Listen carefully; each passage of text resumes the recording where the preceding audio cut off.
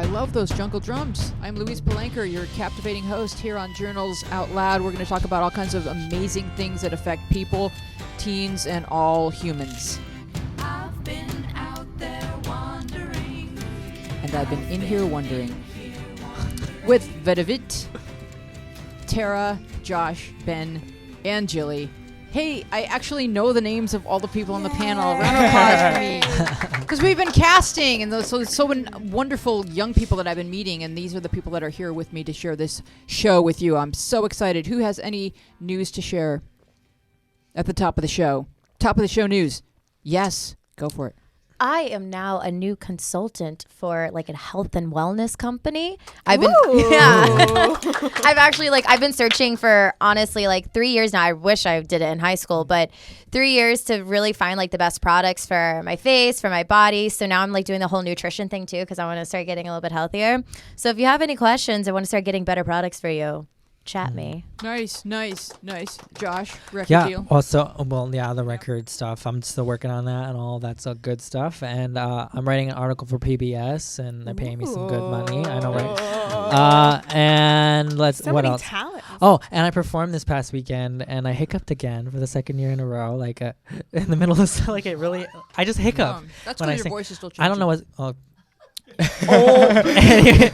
Burn. Puberty. Puberty. And That's okay. but it was really good. I watched the video compared to last year, and I showed it to a few people, especially like my mentors, and that have been around since then, and they were just like, there's definitely a different presence from you on stage. So I was like, that's good, because I'm like working on the record right now. So That's great. Yeah, because I mean, performance is a big part of singing. You learn that when you watch The Voice. All right. So let's just go right into questions. The first one, Jilly, would you read that, please? I can't pronounce this screen name. I think everyone's screen name should be like, you won't be able to pronounce this. Yeah. I'm not even going to try. Deha 0880. Thanks, Josh. Okay. There's this guy I really like, but he has had a past with drugs and cheating on girls. I've been told by someone that I'm just another hookup to him, but he's all caring and supportive, and I don't know what to do or who to believe. I'm not going first. Bit of it. Okay, so his past with drugs, I wouldn't say the fact that he does drugs would make him a bad person per se, but the fact that he's cheating on girls, that would definitely be a huge red flag right there. I would definitely be careful dealing with him. He seems caring and supportive. Do realize that some people seem one way or another and act another way, but then again, these are also rumors that you're hearing, so rumors may not also be completely true. So I'd say see how he acts, and just kind of like carefully analyze him, so see that he's caring and supportive. But if you see anything that's like, if he acts like a certain different type of way eventually, then do take into account for the fact that these rumors may be true. So just be aware. Yeah, and adding on that, I think that just besides just taking in consideration, know that this is his past, and you're responsible for if you choose to move forward in the situation that it could end up the same way. And also know he may not be doing it this time. Just be with whoever's in front of you, and know that there is a past. Just like you have a past, you could have, who knows, like you might have cheated on people in the past, and now you're like, oh, I'm not gonna do it anymore. People can change their mind in a second, and a lot of times they do. Ben?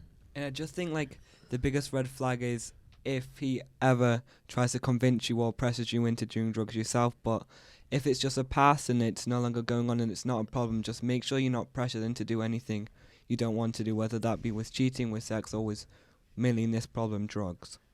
Yeah, no, absolutely. I would say also you could talk to him and talk to him about his past. And if you don't just want a random hookup, to talk to him about it and say, this is not what I'm looking for. Like, are you on the same page? Because I think communication is key.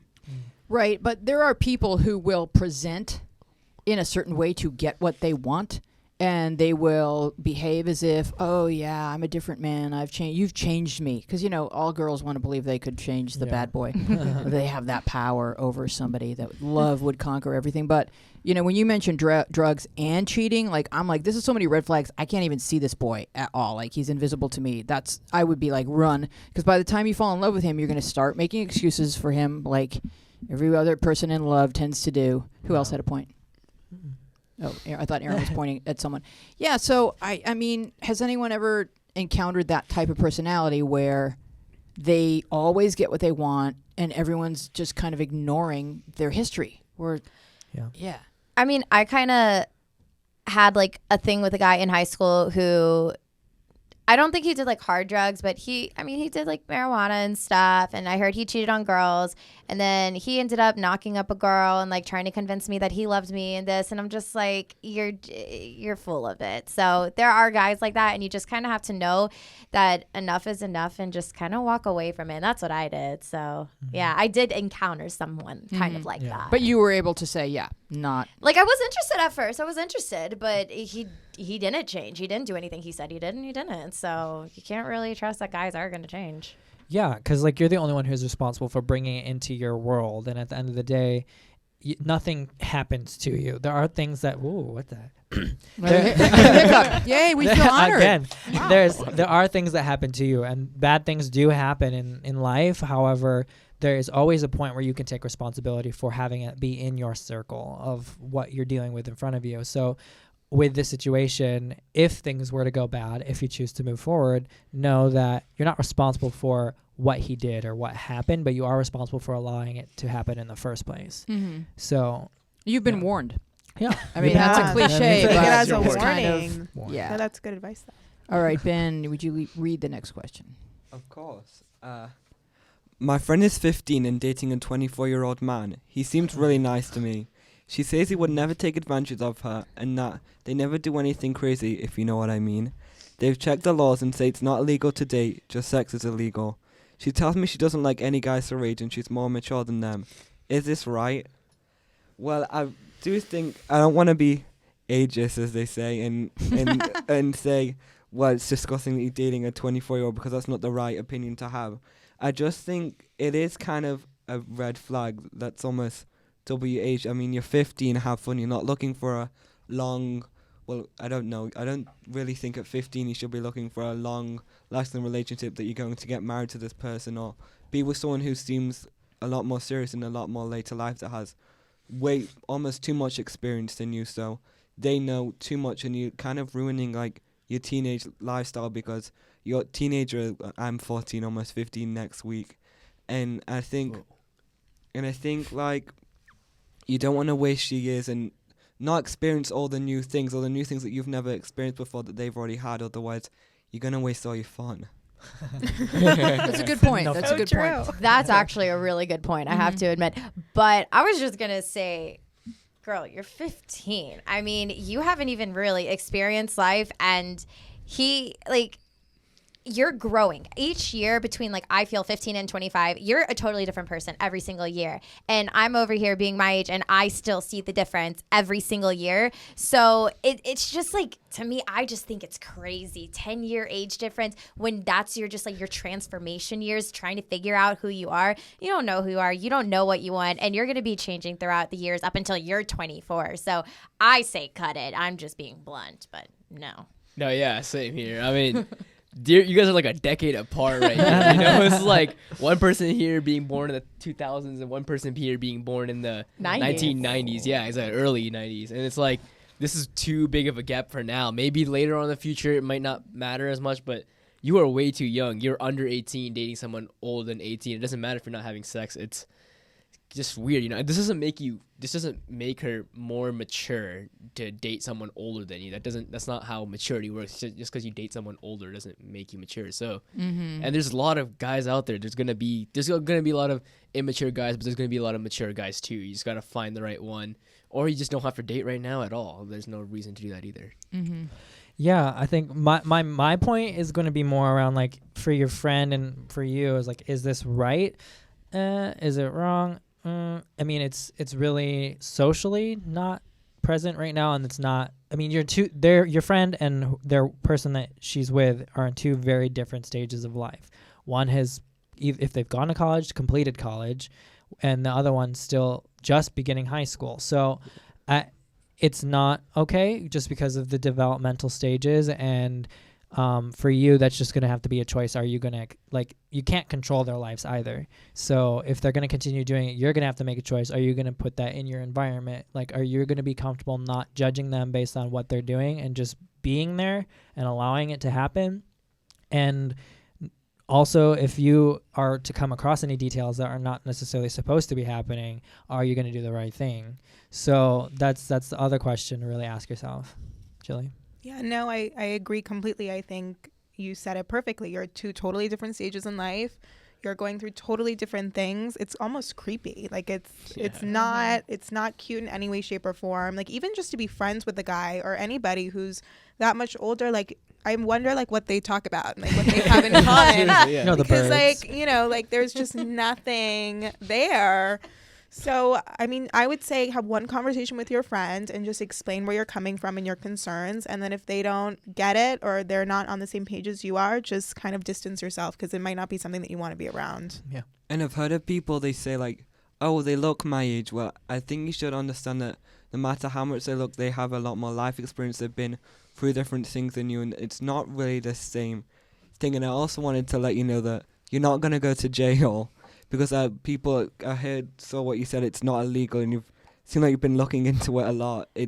You're not going to go to jail from dating a 24-year-old, but it really isn't right because they could also be seen as it's not really the right word to use or a kind word, but as a pervert to date a 15-year-old, it's not regular. You might not have a problem, but they could have somewhere issues to feel like they think it's acceptable to date a 15-year-old because you are unsure, still growing, but they're a 24-year-old and they know what they're doing.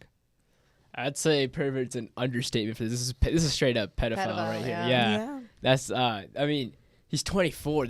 I don't know why he's dating your friend, not because your friend's just way too young for him. I don't know why he's not dating anyone his own age. I kind of feel in a way it's sad that he's going that low.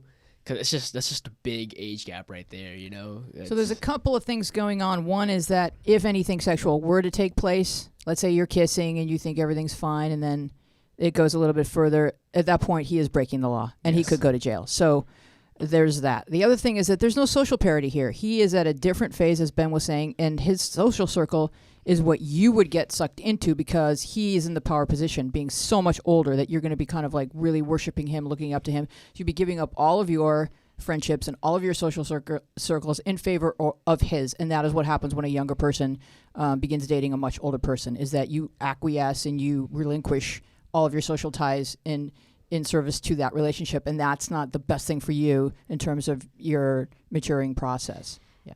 I mean, personally, I couldn't even imagine dating somebody like 2 years younger than me right now because of that age gap. But quick question. Are there parents involved? Do the parents know? Yeah. Like that's kind of confusing me because if I was a parent and my 15-year-old daughter is dating a 24-year-old guy, I would have a go talk with this guy. So I think, I mean, I would. So personally, as a friend, have you talked to the parents? Have you just asked, you know, if you're really one of like they're really good friends and you care about your friend here, maybe you should talk to the parents and see where they stand on it and like kind of try and bring a couple other adults involved because this 24-year-old guy is an adult. I mean, adults should be talking to him and asking why you're dating a girl 9 years younger than you. So I personally think you should probably try and get a parent involved in this because this is way too much. Also, how did you two meet? How did those two meet? Like, it's just like I'm He was assuming really held back.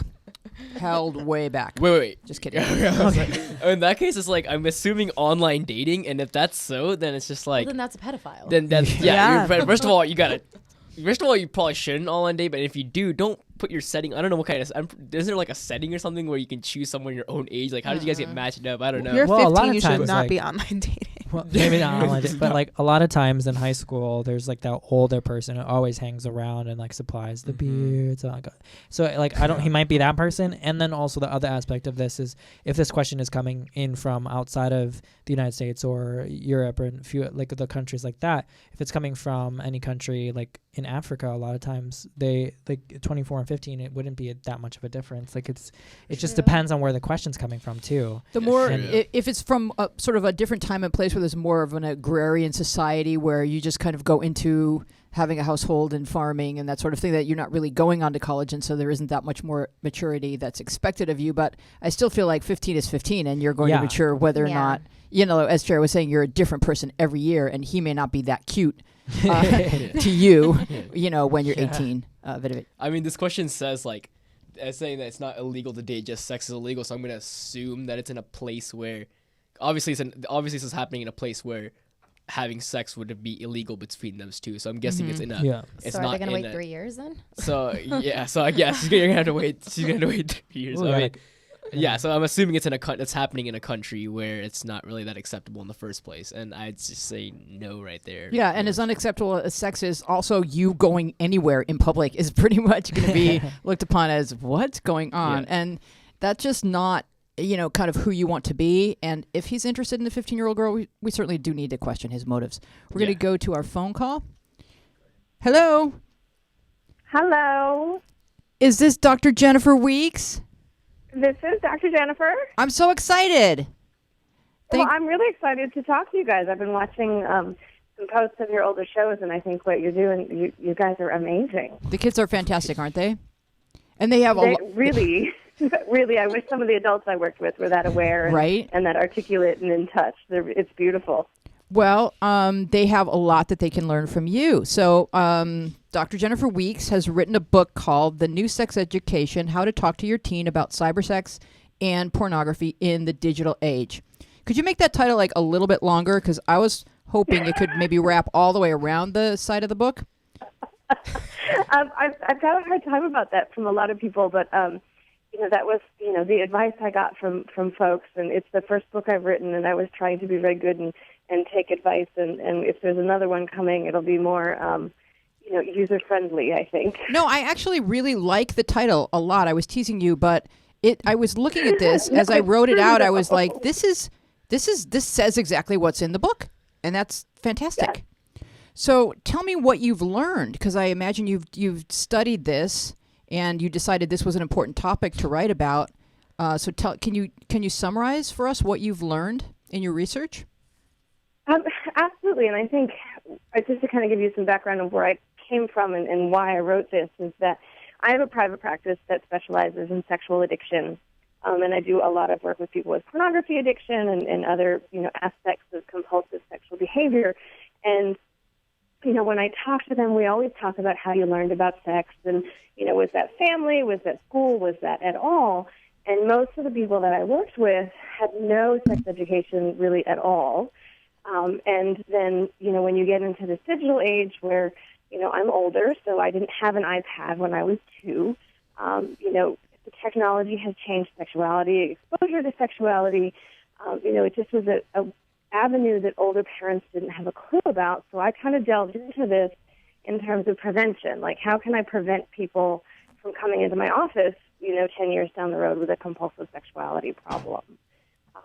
So for me, it was really interesting to sort of see the other pieces of it and just how, I think, out of touch at some level a lot of parents are and how unaware we are of the research. Because if you look at the media, it would make you think that there's this enormous sexting epidemic and every teen is sexting. And, what the data shows us is they're not. It's not something 90% of young people are doing. But what it does show is that there's effects of, sexting and internet pornography use that we don't think about in terms of, effects on self-esteem and effects on our arousal templates and the things that we eventually find, interesting and arousing as we grow into our sexuality. So there's some really interesting stuff there. So mostly your book is for parents, but did you speak to kids to find out, to get your statistics and find out what their habits are, what they find acceptable, and what they need to be more wary of? It's bits and pieces of a little bit of everything. Mm-hmm. The book is really aimed for parents because I'm hoping that parents will do some of their own work around their own discomfort about it and talk to their kids and open up communication in the family.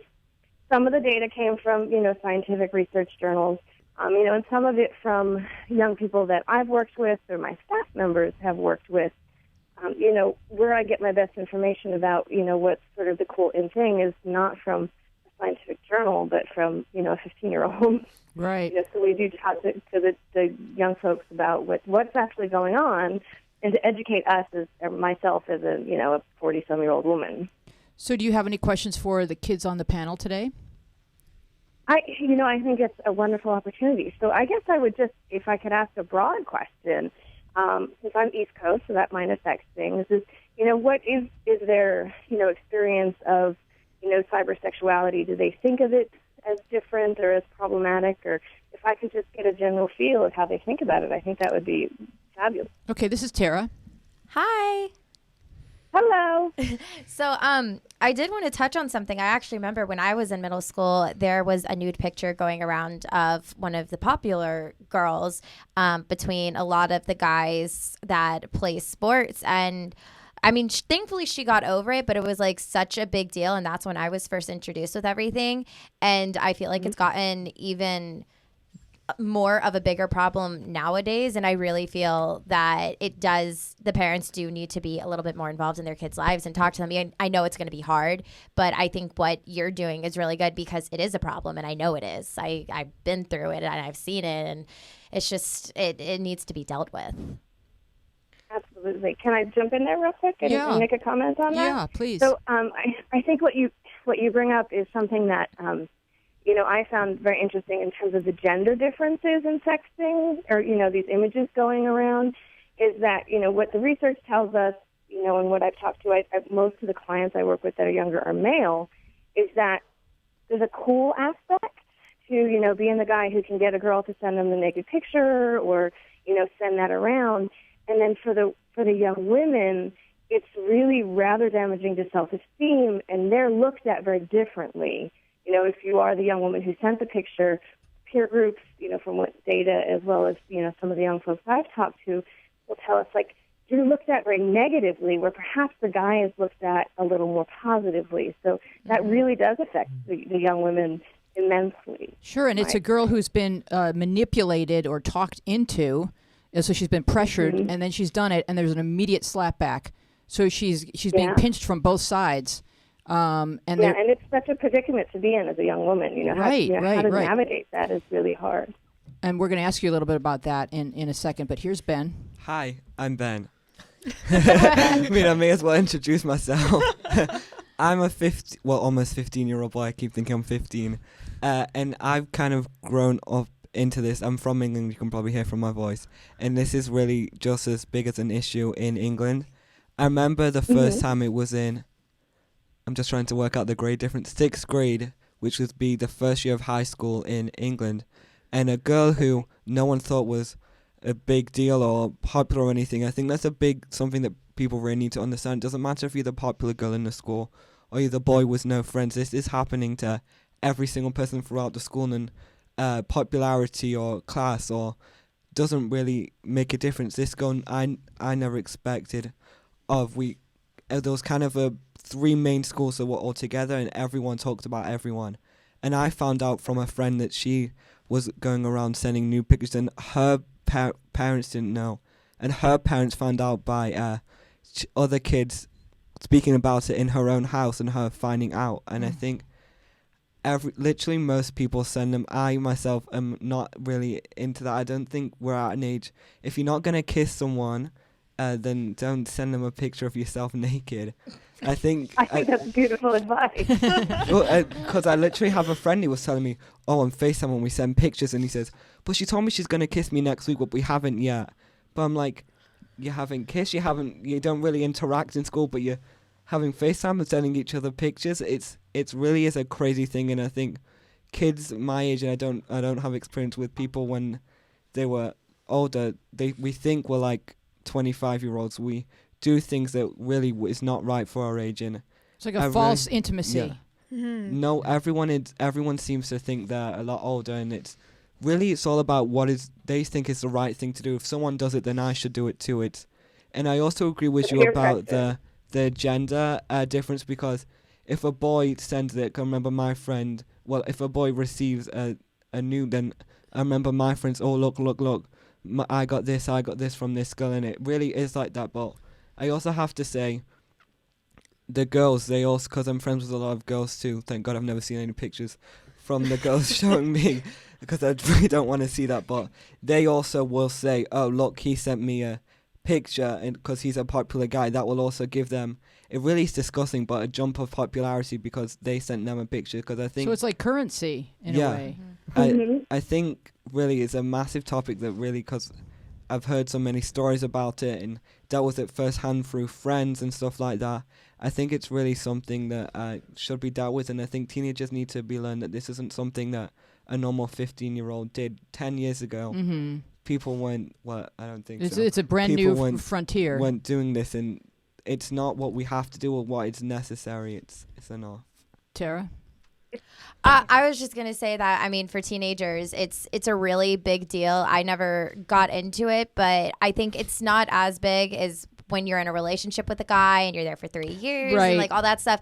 Okay, you can do sexting. Like, I'm not against it, but for teenagers, like you were saying, the false intimacy, and they're not gonna talk to each other and try and get it done. So you really do, I feel, need to get other people involved to talk to them and educate them on why this isn't good, because it's not gonna turn out well. So, doctor, what is your advice for Ben, or like a boy, like a nice, lovely 15-year-old boy who kind of like is hearing these conversations but doesn't want to be involved in this type of transaction, but it's hard. You know, you want to have friends and you want to say, oh yeah, like how should he respond? Or if he hears that a girl has received a dick pic or something, like what's the proper, how does a 15-year-old respond to that sort of thing? Because it is a part of their day-to-day life now. It's a part of day-to-day life, and I think it's unfortunately an opportunity rife for bullying or teasing or all of these other emotionally damaging things that can go on.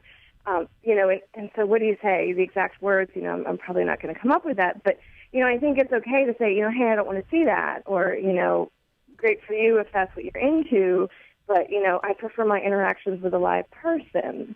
As good. One gentleman was saying, we're doing these things in images, but we're not actually connecting with someone, and having physical intimacy and physical intimate contact.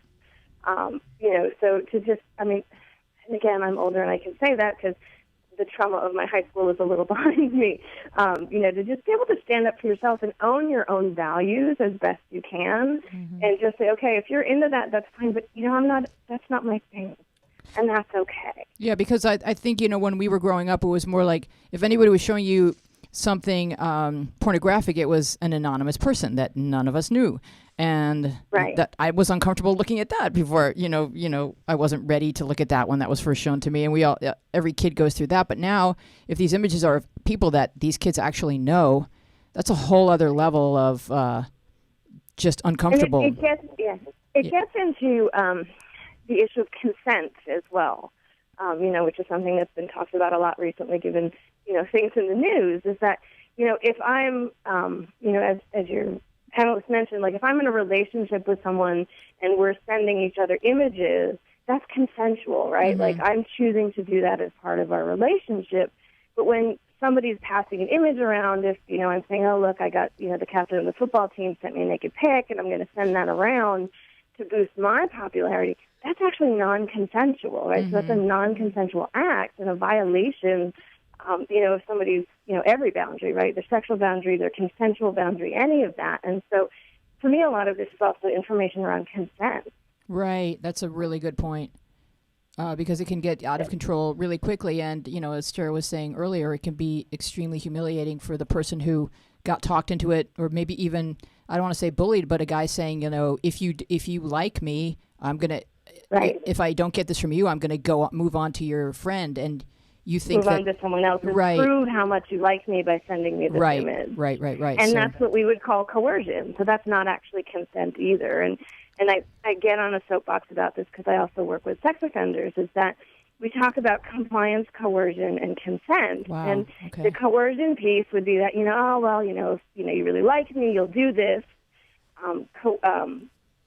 Compliance is doing something so that I don't maybe lose the relationship. So it's more implied, like, oh, well, I better do this because everybody does this in the relationships, and I don't want my boyfriend to think I'm, a prude, or he don't want him to dump me, versus we're going to talk about this, and we're going to talk about what happens to these images, and I'm sending this to you because we're in this, committed relationship, or, we are, engaging together, and I know you're not going to send this to someone else.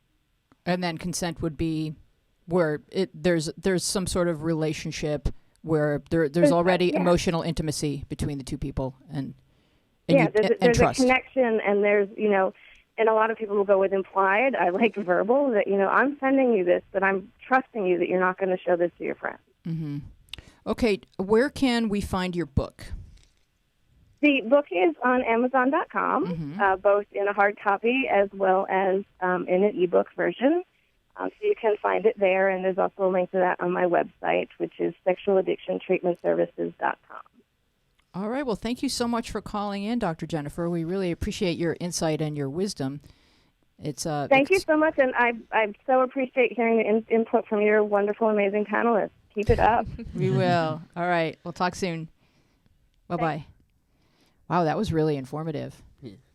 I love hearing experts talk about the things that we talk about every week in ways like, so what did she say? Coercion, compliance and consent. It's 3 different levels of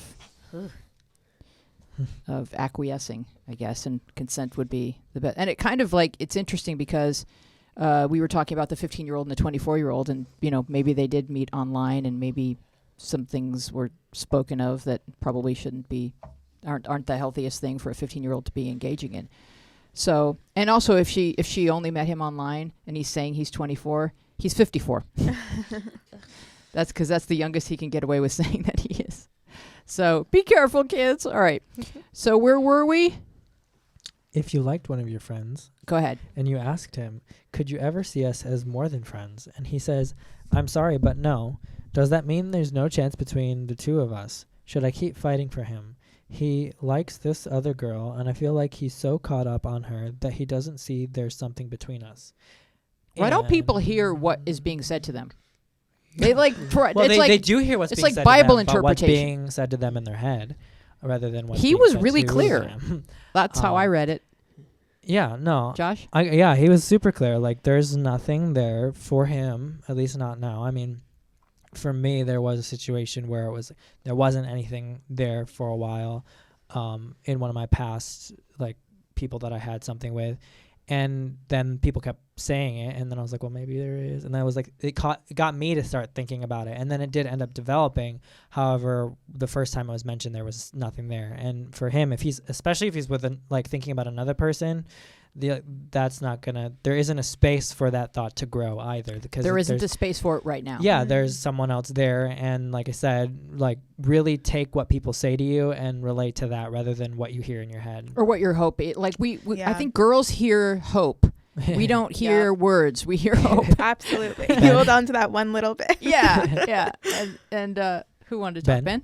Yeah. And I think also if he says, I'm sorry, but no, you have to understand that the fact that he says, not just saying, no, I don't like you, I don't like your face or anything like that. The fact that he's saying, I'm sorry, means he actually, he thinks of you. He's trying to say it in a way, not the nicest way in the world, but trying to say it to make sure you're not too upset. He obviously cares about you in a way enough to apologize for not having the same feelings as you. But I just think you should keep that in mind. And also, as a guy side, it's hard to get the courage to say, could you ever see us more than friends? Because if you are worried that we're going to still be friends, and I just would commend anyone for actually going for it and saying it. I mean, that was really brave of you. And you got your answer. I know that sounds really harsh, Jilly. Yeah, no, I would just say, just be his friend. Like, save the friendship. And if anything ever evolves more naturally from that, then, let that be. But you asked, and that's what it is. And just, save the friendship, because it's so great that you have an opportunity to, have clarity and then be able to move forward. Well, the question is, would it ever turn into anything else? Who knows? But you have to hear what is right actually true at present. And don't be hung up on it. Yeah, and, let it go. And don't make it weird either, because he's going to be the one, right now, it sounds like he still wants a friendship with you. He's not making it weird. Yet it sounds like now that he knows this, if you keep going at it in that angle or just being that way and not being a friend for him and trying to get more and coerce him or whatever. Reading something into every look. Reading into it, it's going to start being weird, and then you're going to be the one driving a wedge into something that even if in the future something develops, it's not going to do that now because you destroyed the friendship. So, yeah, definitely keep the friendship you have. He's probably, maybe you guys can be together one day, but right now he's just kind of blinded by someone. He's blinded by someone else. He likes someone else right now, and it works both ways too. A lot of times there's girls that just like any guy that dislikes a bunch of guys that they don't really know too well. And I don't know, you guys can have a working relationship because you guys know each other well. But I would just say don't just right now be friends and just see where that goes from there. Don't get caught up in a relationship right now. There is a Taylor Swift song for this exact situation. Is it really? Don't let that come from you. Yeah, she's on the Which one? bleachers in her sneakers. Oh, Oh, you yeah. belong with me. Yeah, yeah, yeah. Belong. Josh. Yeah. So, wow, that made me. Anyway, no. What he was saying, and what he was saying about, you also don't want to be with a guy who has feelings for another girl, because at the end of the day, even though he's with you, part of his thoughts are going to be there. You want whatever that is to develop and process itself out, or if he ends up with her, then he ends up with her. But Yep. let it come to a completion naturally, finish rather it. than trying to finish it forcefully. Or sabotage Yes. it Yeah. somehow for your own benefit. But the other thing Yeah. is, like, you may not be able to be his friend right now. It may be too Yeah. painful. And you've told him how you feel. He's told you how he feels. And you can say, I may need to take a step back a little bit because I just need my heart to heal. And, you know, because everyone on the panel was saying maintain the friendship. And I'm saying, yeah, but you could take a step back if you need to. True. Ben. And I'm kind of in the same position as your friend is in.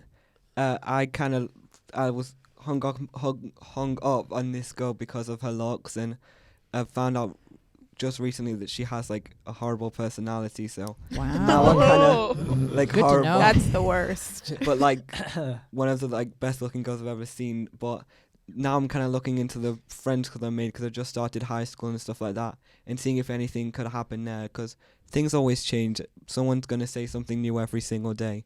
You just have to, if you're really, really, really interested, just wait it out and don't like, oh my god, you looked at me, so you must like me again. Like keep it cool. Yeah, Tara. I will say that when I was in high school, one of my best guy friends asked me to be more than just friends, and I just personally loved him as my friend, and I didn't see him that way. So I politely, like, I said, I'm sorry, no, I just really see you as a good friend. And yeah, maybe he was a little bummed. I don't know exactly how he felt, but then we became the best of friends, and he moved on to amazing girlfriends, and we still keep in touch, and it was like the best thing for us. So you never know. And then I found my guy, he found his girl, like it just all worked.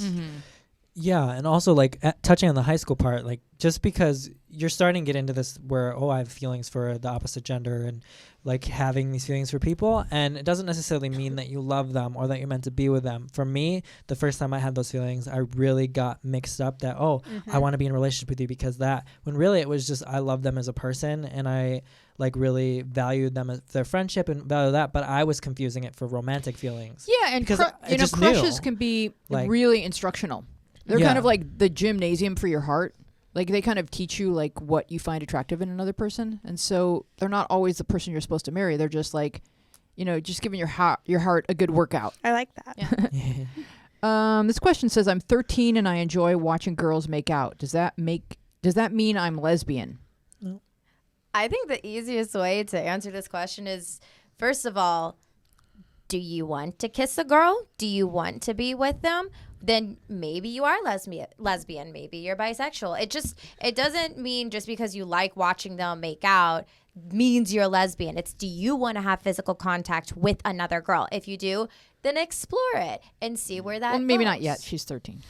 Just kidding. I mean, you can fantasize about I mean, anything. you can think that maybe you're a lesbian. You can think it, but then, like, just like in a couple years, if you want to engage in physical contact with a girl, then you can really see if you're a lesbian or bi or whatever you might be. But don't put a stereotype on you. If you like a girl, you like a girl. Maybe you'll like a boy the other day. You never know. Yeah, I think it could go either way. It's like 50-50, and one day you might be this, one day you might be that. And really going back to the conversation of no labels, just what you said was, I'm 13 and I enjoy watching girls make out. That's it. That's all that's true. The rest of it is just story made up. Like, it doesn't have to mean anything. It doesn't have to be anything more than the fact that you just like watching girls make out. You might like it for the rest of your life, but you may never be lesbian. But and you may turn out to be lesbian and be like, you know, that time when I was 13? Yep, that's it right there. I knew then. So, but at the end of the day, it's all good. Jilly? Yeah, no, absolutely. I completely agree. Because you might think, you know, for the next however many years that, like, you are into girls and all this stuff. And then you might make out with a girl and be like, actually, I didn't like that so much. And then you might go to guys. And then, you know what I mean? Like, it could be different. You don't know. You could evolve and change. and don't stress about it. Yeah, I think that my problem with this is that teenagers are sort of very anxious to identify themselves. And so I get a lot of questions, and and I always say to the kids, you don't have to label it. You don't have to label your feelings. Just have feelings. You don't have to give them a label. And then when I ask kids in real life, is that a good answer? They're just like, no, because I really want to know what my favorite color is, and I want to know what my favorite shape is, and I want to know who my favorite Power Ranger is, and I want to know what my sexual identity or my romantic identity. Like, they want answers. So. But I don't think you know until you actually experience it. But I think you might have an idea, but in reality, you might fantasize about a type of guy that you want to be with in your head, and then you end up being with that guy or not being with that guy and being like, actually, that's not who I should be with. I should be with somebody completely different. Right. So you just don't know. It's nice to have it all figured out, but it doesn't mean anything. I like what you guys are saying, but is there kind of a rule of thumb that we can give kids, sort of saying, well, if you, like what Tara was saying, if you picture yourself kissing a girl, you might that's be a good rule of thumb. because because kissing is your face is right next to it's like these two faces.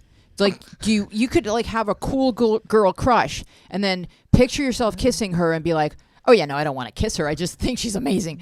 You know what I mean? I mean, I think girls are gorgeous, but Yeah. I could never be intimate with them. That just creeps me out, but I think they're if hot. you picture your face, if get you that. picture a girl holding you and looking at the moon with this girl, with your face next to this girl's face, those are romantic thoughts. Then you might be a lesbian. But if you just think she's amazing and you kind of want to be like her, then girl crush. Yeah, then girl crushes. But yeah. so to give 13-year-olds a rule of thumb, I guess it's what level of intimacy are you picturing?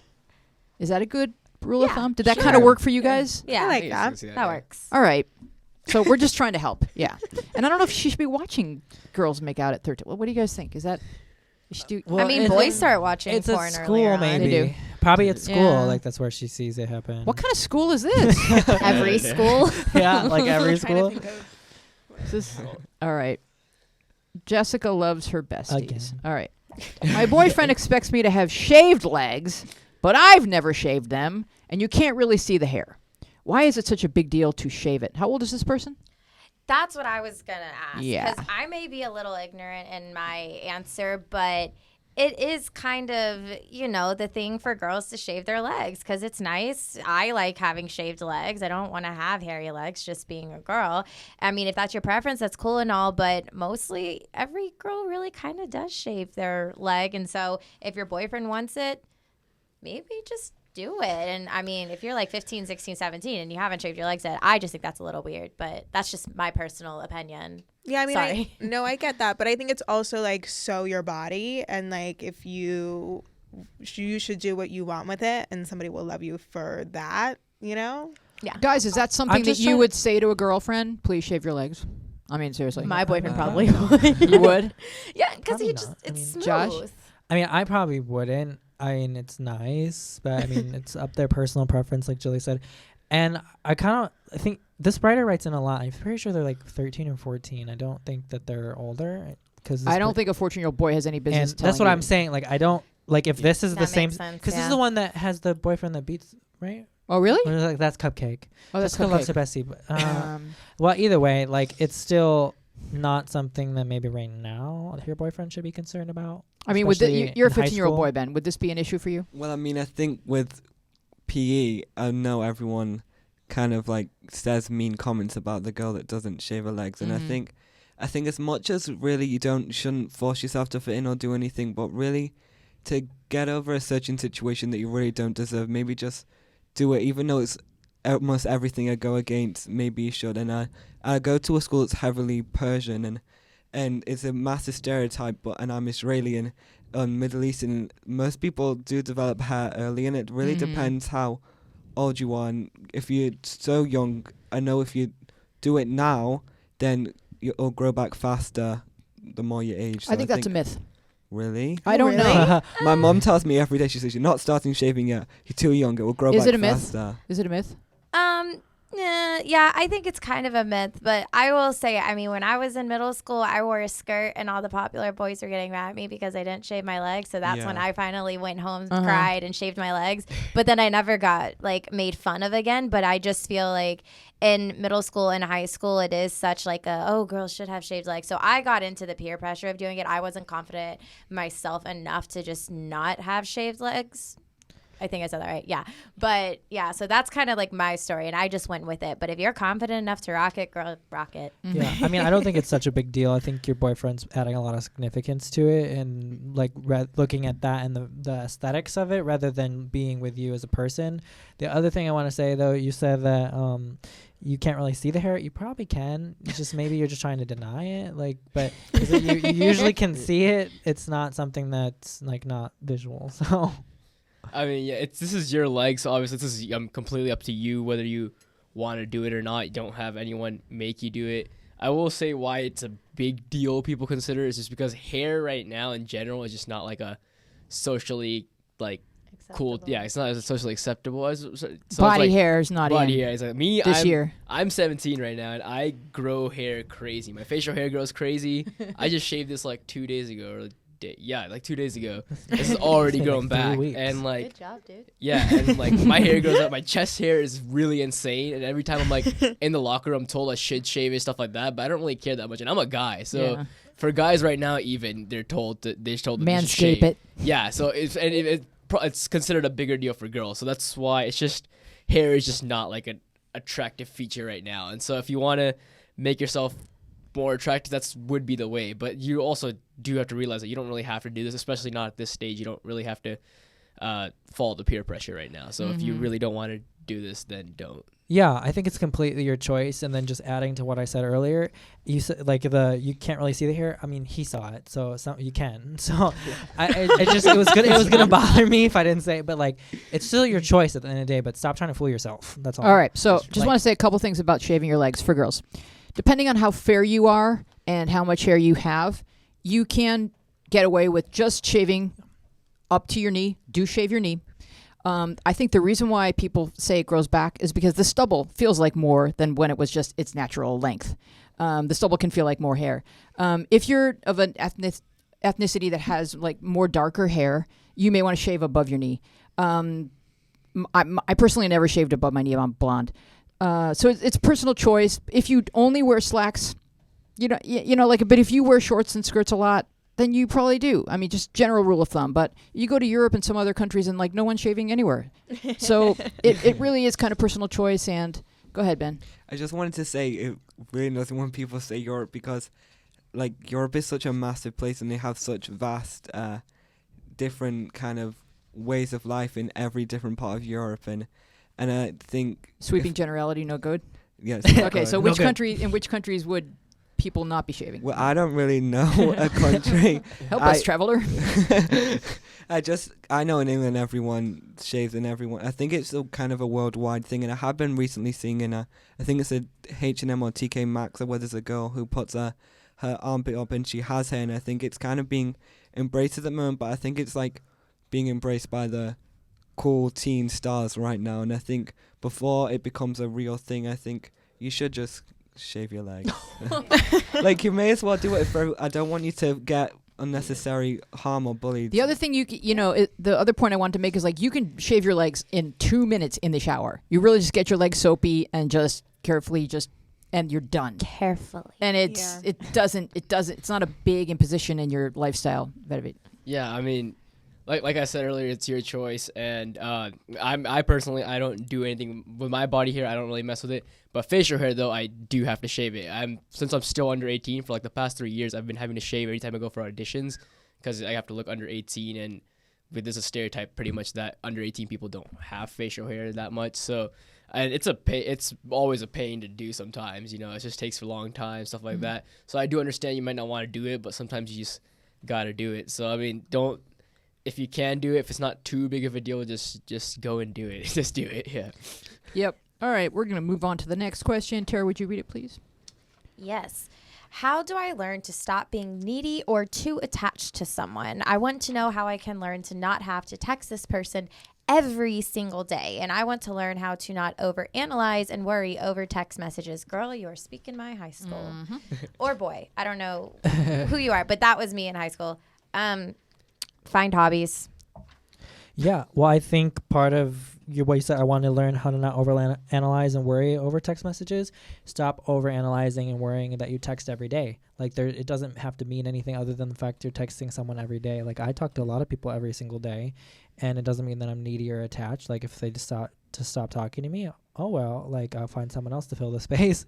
And so really, I think just be with the fact that you want to talk to this person, whoever it is. Now, if you're being like answering and sending text messages over and over again and you're not getting an answer, then maybe a little too much. But from what you said, it's just more of you don't want to talk to this person every day, and there's nothing wrong with that. But what if the reason they're asking the question is because they've been told, stop bothering me, you Then text too often? That's extra information that Stop texting them. bothering. Yeah. Yeah. I've when I first started high school, I don't want to get into statistics because I'll make it so obvious who this is. But there was this girl that texted me 24/7 and sent me not just like, hi, how are you, long paragraphs about life and her day. And I have to tell you, at first, so I kind of made it really obvious that I didn't like her. But I think after those messages and all the thing, I don't even want to be her friend anymore. And I think you have to go to a point where if they made it clear that they don't like you, even if it's just a friend, like, don't annoy them too much, because you should know your own friends' boundaries with text messages, because texting and Snapchat and everything is such a daily lifestyle, and I don't want 50,000 messages from you over and over again. It's kind of what I'm saying. Yeah, I mean, set clear boundaries. I think it could be said fair that there wasn't a clear boundary set with her, like, of at the beginning, like, don't do this, or maybe, I don't know. But for who you are, I mean, if someone is telling you not to be sending them certain things, like, respect their wishes, and then, but also don't make it mean that you're needy or that you're attached to this person in a way. Like, you just want to talk to somebody, so find somebody who wants to talk to you. That of it? Right. Yeah, if you're texting this person every single day, don't worry about that being a bad thing. Unless if they said something, then if they don't like you, then you're just gonna have to find someone else, find other ways, hobbies, like she said, because it's that person just doesn't want you, and that's not your fault. Sometimes some people just don't like long conversations and stuff. I personally, someone last year started messaging me, and we just talked every day, and she sometimes like sends long messages, but I really don't mind. I enjoy talking to her, so we just talk every day pretty much, and it's just a nice conversation thing to have. So don't worry that you're sending long paragraphs. If they say anything, just try to keep it short sometimes. But there's some people that are just too busy or claim to be too busy, and you're just gonna have to understand that people are just each person's gonna vary. But some people are gonna want to talk to you because they enjoy a conversation. Some people are just gonna be busy. Ben. And I think I just sounded way too harsh, and it wasn't what I was trying to wasn't what I was trying to say. What I was trying to say was, if you really care for this person, then if they tell you please, like, I would send good night, and then there'd be 5,000 more messages. I just think you have to Right. understand when they're done talking, because I love sending long paragraphs too. To people I really want to speak to, I'll send long paragraphs. I'll speak for hours upon hours. But you have to understand them when they've decided to stop the conversation. Don't make yourself so needy for someone who isn't wanting your attention, because you don't want to waste your own time on someone who really isn't worth it if they don't want to respond to you. You want to have kind of an instinct to seek out balance in your life. Yeah. So if this person is writing back nope or yup, and you've just sent them a whole long paragraph, it's not a good balance. And so you want to abort. You want to find period. a chatting friend who wants to chat the amount that you want to chat, and just sort of read the room. Josh. Yeah, well, I think also too, on the part of not overanalyzing and worrying over text messages, kind of going back to what we were talking about earlier, take what the text message said for what the text message said. Don't make the word like, I don't even know, just a word means something more than that actual word. Hey. Take it literal. And even if it's not literal, the other person may have had meaning to it and they were trying to talk around something, but take every text message as what the text message says, then you'll be good. And you won't really be overanalyzing things. Like, you'll probably try to fall back into that, but then be like, no, what did it say? Rather than what am I making it mean? Right. And, we all need social. So there's nothing wrong with you in that you want and need that. It's just we don't want to be addicted to I mean, I guess we're all kind of addicted to each other on this planet. So, just sort of each person is different. And some people would rather speak in person. And if someone says, I'm busy, I'm with my family, then stop. Just like Josh was saying, what are the signals? What is this text message telling you about how to engage best with this person? Very. Yeah, don't overanalyze, but you do need to analyze for sure. You need to see the text, make sure, take a hint if someone is, say, implying certain stuff. Be able to read really carefully sometimes. If they're sending shorter responses, it probably means they're not interested in talking, especially if you have long message to short, that ratio type thing, that means that they don't really want to talk to you. White to blue ratio. I don't necessarily agree. No, actually, I don't great. necessarily agree. I don't think analyze at all. That's what they say. They go, how's your white to blue It's ratio? an actual thing. It's an actual thing. Oh, Like if you're wow. texting a guy. Oh, Yeah, I heard that. I mean, I don't agree. Like, I don't think analyze at all, because once you start analyzing, you're actually not related to what's actually happening. Straight up ask if they don't want to talk to you, or the other person needs to just be blunt. Like, we live in a world where people talk around some stuff rather than talking about what's happening, and then we end up going 3 or 5 days when we could have had this done in 5 minutes. So Right, but if someone's saying I'm going to bed, then Stop I'm going to talking. bed. Yeah, like, stop talking. But You just stop responding. yeah, But I do agree with Josh when he said don't analyze, because I overanalyze a lot and I'm learning to not. And you also have to remember that text messages, it can totally get lost in translation. Someone could just say okay to just really honestly mean, all right, cool. Or you could take it as okay. So just or they don't could say analyze, okay because they're be busy. confident, just like chill out. Don't think about it. Move on. you are loved. Yeah. All right, this last question I wanted to read. It says, I have been bullied because of my skin color and it hurts me. What do I do? How can I get people to be more respectful? I'm in year 6. As you said, year 6, I can tell you from England, Mm-hmm. and I have to say, whoever does that is disgusting. Whether you see them as your friend or you see them as someone who is a bad person, they are a bad person. No one ever deserves to be disrespected or bullied by the skin tone. Skin tone is the color of, all it is the color of skin that you're born with, whether that be black, white, purple, yellow, green, brown. It doesn't matter. Nothing. Please don't ever feel like you need to change yourself, because really you should never feel that way. I'm sure your skin tone is beautiful and you should learn to love it, because no one has that skin tone. No one has the exact same skin color as you do. Oh, Ben. That's so beautiful. That's so cute. I loved that. Really nice. I just think sorry, I'm just thinking back, like when I'm really, really pale, so I got people like blowing at me, trying to like blow me through the window, calling me Stanley, like that white paper thing. I don't know if you've ever heard of it, or maybe it's just like an East Flat Coast thing. Stanley. Flat Stanley, whatever That's it is. terrible. Yeah, no, I mean, they say like don't open up the window when Tara's in the room. Like it was like a lot in middle school, and I mean, I just honestly, I had to realize I can't do anything about it. Like it hurt, and I would cry sometimes, and I would go home and hate my life because people would keep making fun of how pale I am.